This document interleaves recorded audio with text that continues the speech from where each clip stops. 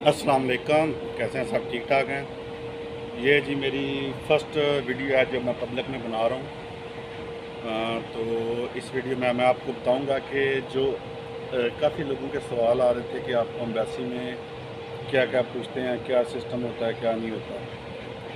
तो एम्बेसी में कोई भी इतना वो हार्ड काम नहीं पूछते आपको, वो सिमिलर क्वेश्चन होते हैं जो आपके काम के रिलेटेड होते हैं। तो जब आप एम्बेसी में जाते हो तो मुझसे सबसे पहले सवाल उन्होंने पूछा था कि आप पोलैंड क्यों जाना चाहते हो। ठीक है, मैंने कहा कि काम के सिलसिले में। दूसरा सवाल उन्होंने पूछा था कि आपकी कंपनी कहाँ है। फिर मैंने यहाँ कंपनी की सिटी का नाम बताया था। फिर पूछा था सैलरी कितनी है। तो जब मैंने अपनी सैलरी बताई थी इनको तो इंटरव्यू वाला बोल रहा था कि आपकी सैलरी बहुत कम है, ड्राइवर की सैलरी बहुत ज़्यादा होती है। तो मैंने उसको बोला था कि ये मेरी बेसिक सैलरी है। ठीक है, तो उसके बाद उन्होंने पूछा कि आपके बॉस का क्या नाम है। मैंने वो बताया। फिर उन्होंने पूछा कि जनाब आली आपका कंपनी के साथ रब्ता कैसे हुआ था, कि आपने किसी एजेंट या एजेंसी से लिए हैं। तो मैंने कहा कि नहीं, मेरा डायरेक्ट रब्ता हुआ था मेरी कंपनी से। जो सबसे मेन चीज़ ज़रूरी है वो यही होती है, ठीक है, कि आपका रब्ता कैसे हुआ था। मुझसे पहले 4-5 लड़के इंटरव्यू दे के आए थे। तो जब वो बाहर निकले थे तो मैंने उनसे पूछा कि कैसा इंटरव्यू हुआ। इस्लामाबाद एम्बेसी का बता रहा हूँ आपको। तो वो बोलते थे कि बॉस आता है, बॉस आता है, बॉस आता है। इंटरव्यू तकरीबन ये 3 से 4 मिनट ही लेते हैं, इससे ज़्यादा किसी का इंटरव्यू नहीं लेते।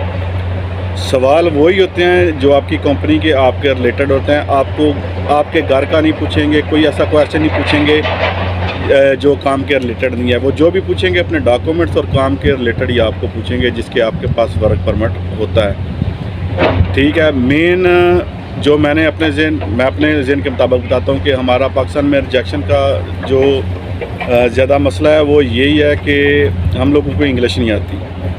ठीक है, और उनके सवाल नहीं समझ आते। जब आप उर्दू में जाके इंटरव्यू देते हो तो इधर आप आते हो, वेटर आते हो या कोई फैक्ट्री वर्किंग में आते हो या ऐसा कोई भी वर्क परमिट लेके आते हो, तो जब आपको पोलिश भी नहीं आती, इनकी लैंग्वेज भी नहीं आती, तो आपका वीज़ा फिर कैसे लगेगा। ठीक है, वो उधर तो आपको नहीं कहते, ठीक है, कि नहीं लगेगा। वो बाद में अपनी फीस ले लेते हैं, इधर एजेंट भी आपसे पैसे ले लेता है, बाद में आपको पता चलता है कि वीज़ा नहीं लगा। जो भाई जिनके भाइयों के आए हुए हैं डॉक्यूमेंट्स, भाईजान कई लोगों ने सवाल पूछा कि इंटरव्यू ज़रूरी इंग्लिश में है। ज़रूरी नहीं है, ज़रूरी बिल्कुल नहीं है। ठीक है, लेकिन फिर भी कोशिश करें कि आप इंटरव्यू इंग्लिश में ही दें। उनको सेटिस्फाई करें जितना कर सकते हैं। आप उनको बोलें, ठीक है, हमारा डायरेक्ट कंपनी के साथ रब्ता हुआ था, ठीक है, इतनी मेरी सैलरी है, इस सिटी में है। मेरे साथ एक लड़का था, उसको यही नहीं पता था कि इसका वर्क परमिट है किस चीज़ का। तो अगर आपको इन चीज़ों का पता ही नहीं होगा तो आपको वो भाईजान वीज़ा कैसे देंगे। ठीक है, ये चीज़ें तो आपके एजेंट को या कंसल्टेंट को जिससे आपने लिया है, ठीक है, उसको बताना चाहिए ना आपको। ज़रूरी डॉक्यूमेंट्स कौन से हैं जो आपने साथ लेके जाने हैं। जो यहाँ से आए हैं वो तो है ही हैं, FRC MRC। अगर शादीशुदा हैं तो मैरिज सर्टिफिकेट ले जाइए। शादीशुदा जो होते हैं उनके ज़्यादा चांसेस होते हैं वीज़ा लगने के, क्योंकि ये जो मेन रिजेक्शन लगाते हैं ना, वो यही लगाते हैं कि हमको ये है कि आप जाके वापस नहीं आओगे। तो अगर आप शादीशुदा हो तो आपके चांसेस ज़्यादा हो जाते हैं। उसके बाद बैंक स्टेटमेंट ज़रूरी है, लास्ट 6 मंथ की तकरीबन 8 से 10 लाख रुपया पाकिस्तानी होना चाहिए। पुलिस क्लियरेंस सर्टिफिकेट और बैंक स्टेटमेंट, ये दोनों जो है फॉरेन अफेयर से इसको स्टम्प भी करवाना है आपने। जब आप एम्बेसी में जाओगे तो वो कोई भी ऐसे सवाल जो है ना वो आपसे नहीं पूछेंगे फजूल सवाल, वो आपके काम के रिलेटेड ही सवाल पूछेंगे। ठीक है, सेकंड बात आती है कपड़ों की तरफ। तो मज़े की बात बताता हूँ कि मैं जब इंटरव्यू देने के लिए गया था तो वहाँ पे जितने भी हमारे पाकिस्तानी भाई इंटरव्यू देने के आए थे, सब ने, किसी ने अपना 3 पीस पहना हुआ था, किसी ने 2 पीस पहना हुआ था। तो मैं तो शलवार कमीज़ में गया था। जब मैं इंटरव्यू दिया था तब भी शलवार कमीज़ में। जब मैं अंदर गया, मेरा नंबर आया तो उन्होंने मुझे पूछा कि इंग्लिश में दोगे या उर्दू में। मैंने कहा कि इंग्लिश में इंटरव्यू दूंगा।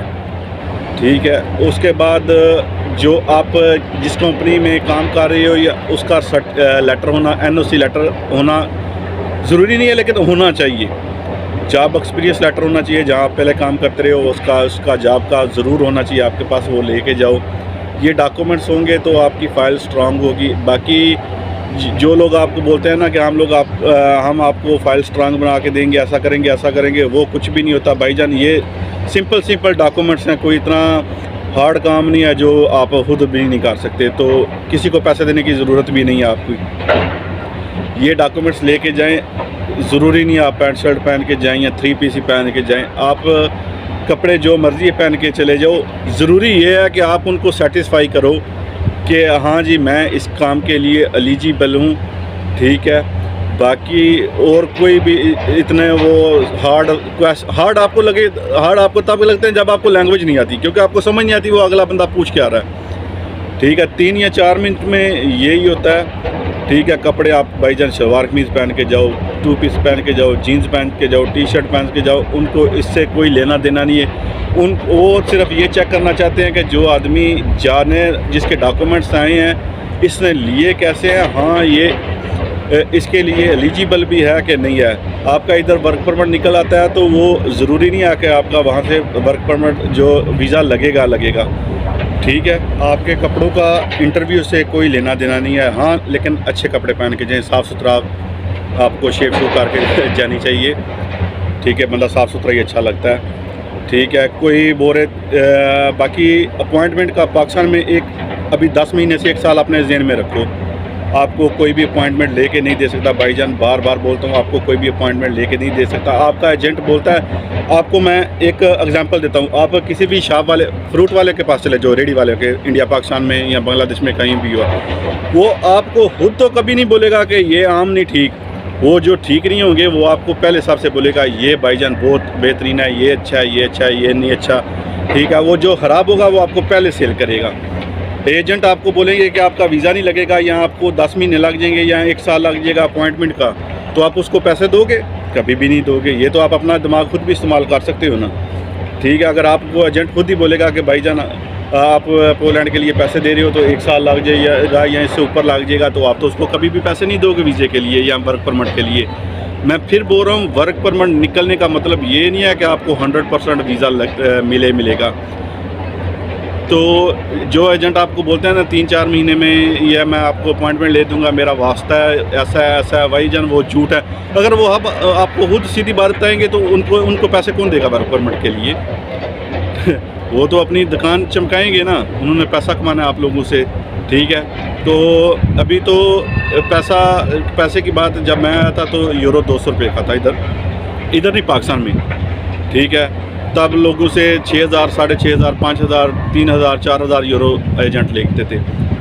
अभी भी वो पैसे तो उतने ही लेते हैं, 5,000, 6,000 जो एजेंट हैं, कंपनी नहीं, जो एजेंट है। तो तब वो 6,000 12 लाख रुपया बनता था, अब 6 लाख 21 तकरीबन 19 लाख रुपया बन जाता है।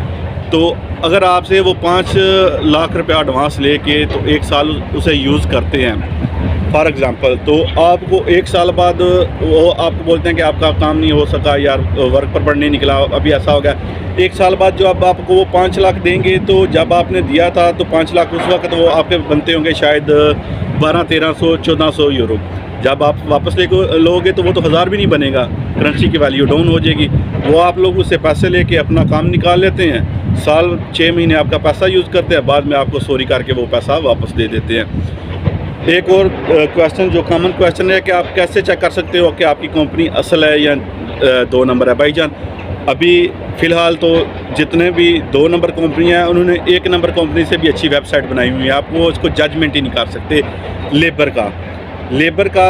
दूसरा बात कि लेबर की बहुत कम कंपनियां जो डायरेक्ट वर्क परमिट पे अपने मंगवा रहे हैं बंदे, यहाँ पे वर्क परमिट पे आ रहे हैं जो लोग ज़्यादा, वो नेपाली हैं, फ़िलिपीनी और इंडोनेशियन। ये मैं कल न्यूज़ देख रहा था, यहाँ कोई एजेंसी या यूक्रेनी वो बंदे हायर करती है बाहर से, उन्होंने स्पेशल लिखा हुआ था कि सिर्फ फ़िलिपीनी और इंडोनेशियन पीपल रब्ता कर सकते हैं, उनको वर्क परमिट हम लोग निकाल के दे सकते हैं।